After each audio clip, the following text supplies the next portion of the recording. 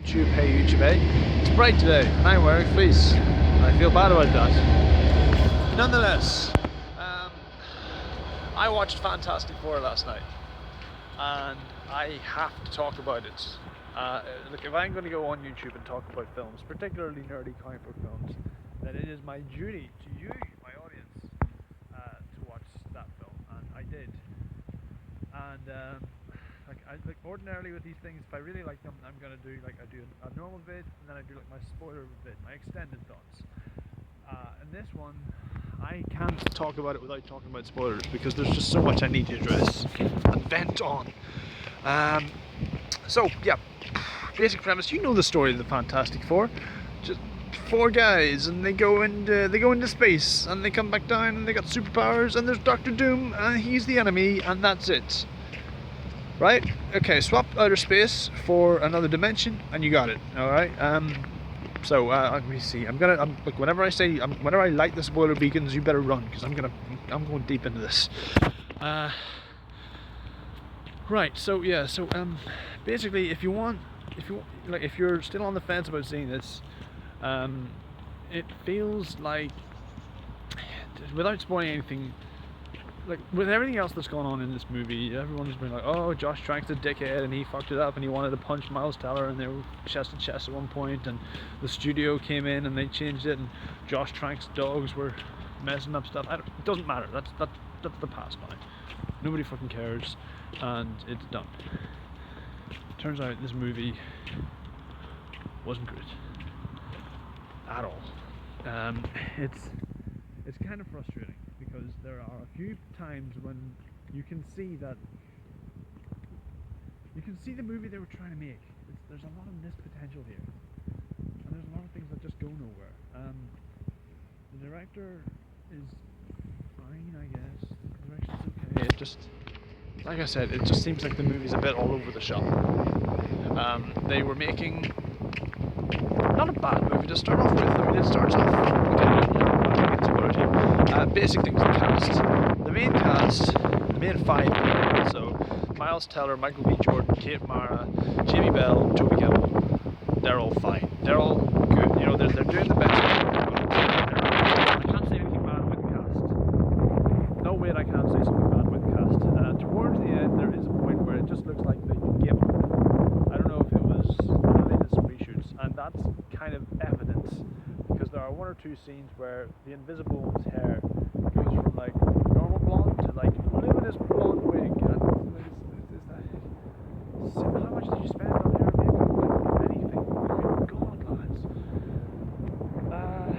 Like I said, they're good for most of the movie, but it just feels like, oh guys, the light has died behind their eyes, and they don't care anymore, and that hurts to watch. But beyond that, this movie, I really don't know who to blame for it. It's not good. It's not the worst. I will say, like, X-Men Origins Wolverine is a bad film. The best part of that film is the opening credits, and then beyond that, it's kind of a mess. Gambit's wrong. The Blob, the boxing match, the Agent Zero, it's a mess. It's a mess is what it is. So his hair's done, all of it.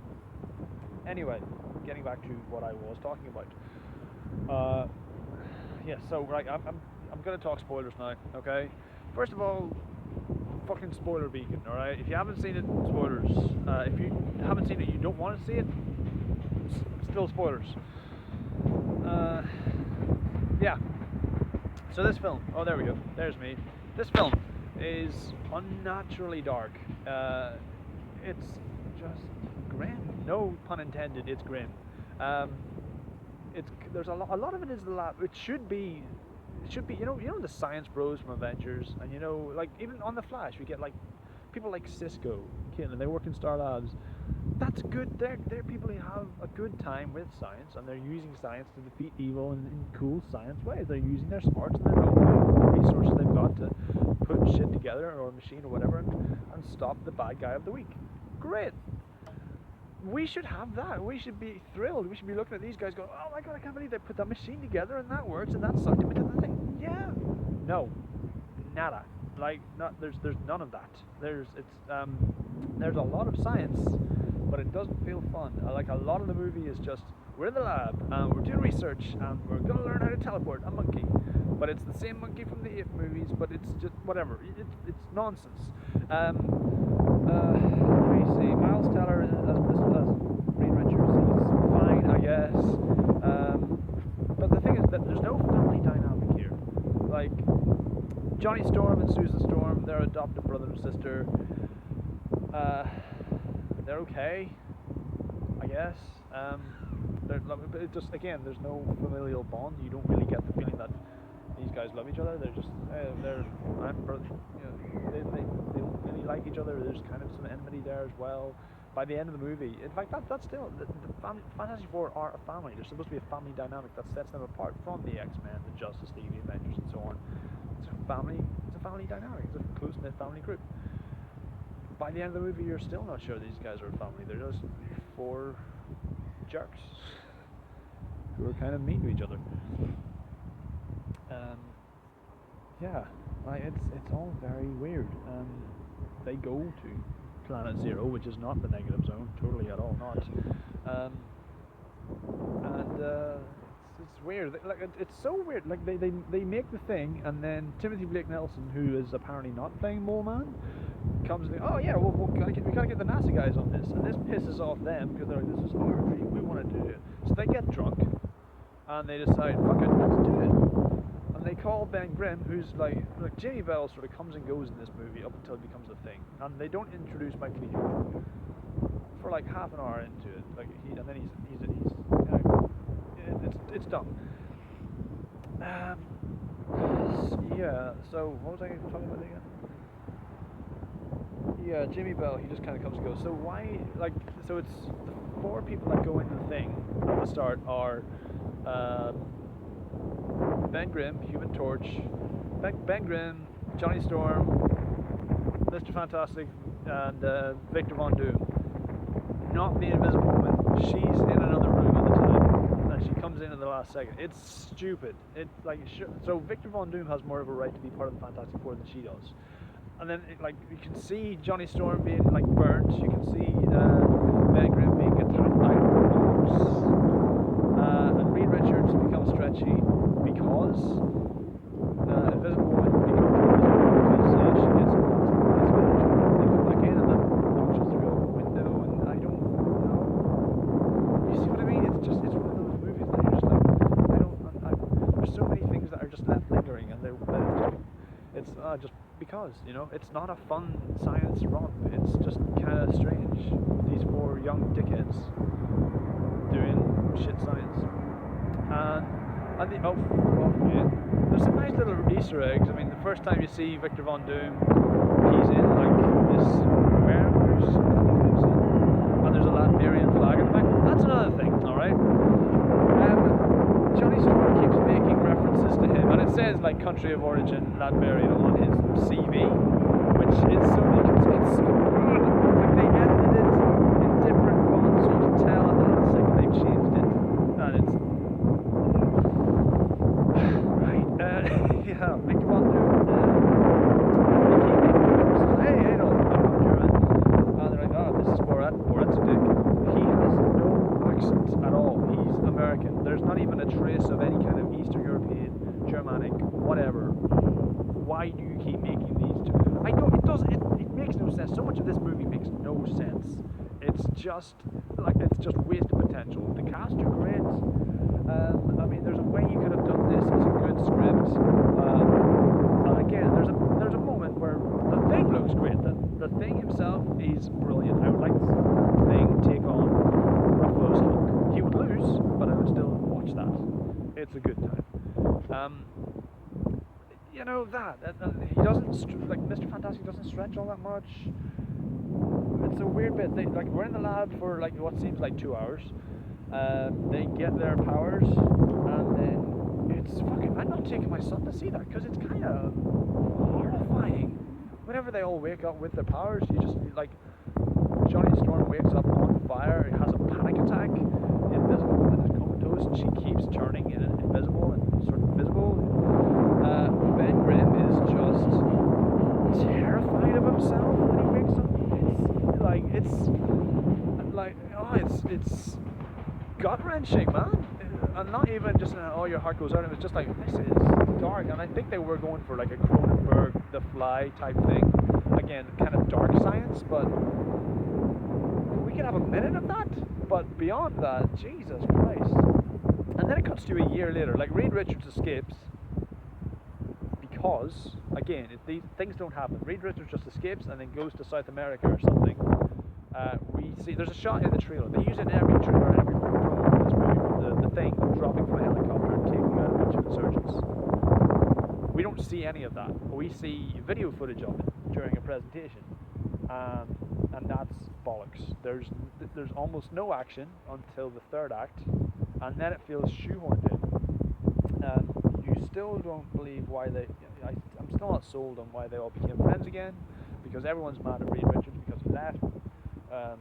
Victor Von Doom got stranded in Negative Zone, and then he became the king of the Negative Zone. That was another thing. So he feigns injury, comes back to kill people because before, very early on, they were like, he's kind of a bit Tyler Durden-y. He's like, fuck the human race, we've messed up. Maybe these people, maybe we should all just die, And and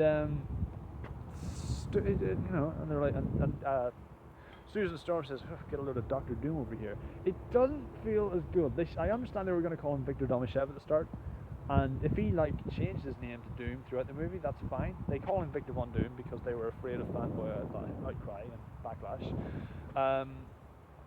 And it's just surely if he's called Dr. Doom already, if he is a doctor, his name is Dr. Von Doom. He's going to be getting that. If he's like, hey, it's Johnny Doom over there. Nonsense, right? He comes back from not the Negative Zone. He doesn't look right. His mask looks strange. So the suit, the apparatus that he went over to the Negative Zone in, got melded into his body, and his helmet, you can't see me. Now you can see me. You can't see me. His helmet just melted onto him, and it's not the Doom mask. He just looks like this weird crash test dummy. But I was like, I could almost forgive it if you still saw his eyes moving behind it. You can't. It's just strange. He's got this weird green rag that he keeps over him, and you're like, oh, that's Dr. Doom. Like, there's a moment in one of the early trailers where you see just the hood and his face, his metal face. I'm like, that's fine. He's got a metal face. It's not a mask. It's a metal face. Great. I don't mind that as long as they get Doom right. They don't. He's angry and he wants to destroy the world. Why? Cause, man. That's why. And I would have So his powers seem to be telekinesis and somehow terraforming the planet with a lot of rocks. Strange. I know he I would have loved it if he came through with the Annihilation Wave or something. Like, he's the leader or the herald of something, and that's how he got his powers. Something cool like that, or if he'd somehow managed to get Doombots or something on the other side, something to show him this guy is, he's a threat. We don't feel he's a threat. We feel he's a bit of a psychopath. And it's around about the final battle that everyone just seems to give up. They're just like, this is a piece of shit. He's stronger than any of us, but he's not stronger than all of us. And it's like I said, there's so much missed potential. There are many ways they could have turned this movie into a better movie. If it had just been about these 4 kids that were really into science, and they find a way to get into space, or they find another way to get into another dimension, but it wasn't authorized, and they were like, fuck it, we're gonna do it, and then they become infamous, They call their ship the Fantastic. 6 months, 18 months, whatever, and the newspapers called it the Fantastic Four. Like the ocean. And then they reappear, and they've all got these weird powers. Grand, fine, awesome. And then it could just be like the X-Files or something. these are the guys. The Fantastic Four aren't about fighting supervillains. They're about exploring yourself, finding out the answers to life, the universe, and everything. That high science things. And yeah, they every now and then they'll punch a giant kaiju in the face because that's what the thing does. That's their trademark. They've yet to do any of that. And like, it would have been cool to see the Moloids or like Fing Fang Foom or something cool like that. They aren't doing that.